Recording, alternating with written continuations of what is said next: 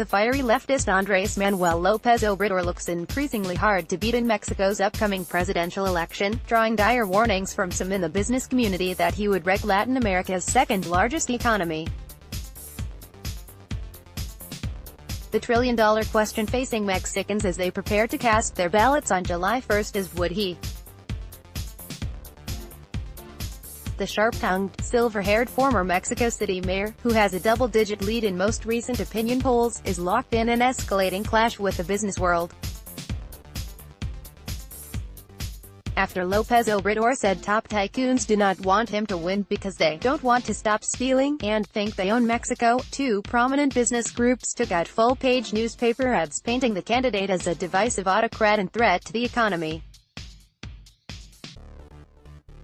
Other detractors warn Lopez Obrador would turn Mexico into the next Venezuela, whose socialist revolution has unraveled into economic catastrophe. Lopez Obrador, widely known by his initials, AMLO, is trying hard to downplay such fears. But he is also accused of sending mixed messages, depending on who his audience is. The same Lopez Obrador who fires up crowds with talk of fighting the mafia of power, and overhauling the country's economic model, reassuringly tells business leaders he will respect private investment and run a fiscally responsible government. Two-time presidential runner-up says his economic policy would be based on Mexico's economic model of the 1950s to 1970s, known as stabilizing development. That strategy coincided with a period of rapid economic growth often called the Mexican miracle, but critics say its principles of state-led development are antiquated and discredited. Not that things are going so well for Mexico in its current free market economy. So far this century, Mexico's gross domestic product, GDP, has grown an underwhelming 2% per year, on average. There are some bright spots. Since Mexico entered the North American Free Trade Agreement, NAFTA, with the United States and Canada in 1994, the country has become a major exporter with a thriving manufacturing sector. But the boom has been isolated, and 53.4 million Mexicans, 44% of the population, live in poverty. Frustrated at being left behind, and fed up with crime and corruption scandals under President Enrique Peña Nieto, many Mexicans are looking for change. In a country governed for the past 89 years by the parties of his two main rivals, Ricardo Anaya of the Conservative National Action Party, PAN, and José Antonio Meade of the ruling Institutional Revolutionary Party, PRI, many see Lopez Obrador as the best bet to do things differently.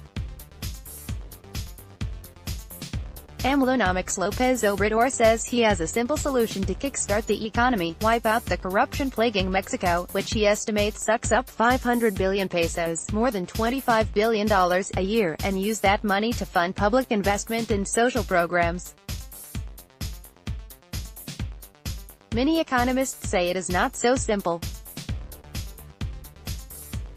Even if you add up everything that's lost to corruption and embezzlement, you don't get to 500 billion pesos, said Marco Oviedo, an economist at British bank Barclays, who puts the real figure closer to 90 billion pesos. The numbers don't add up, he said.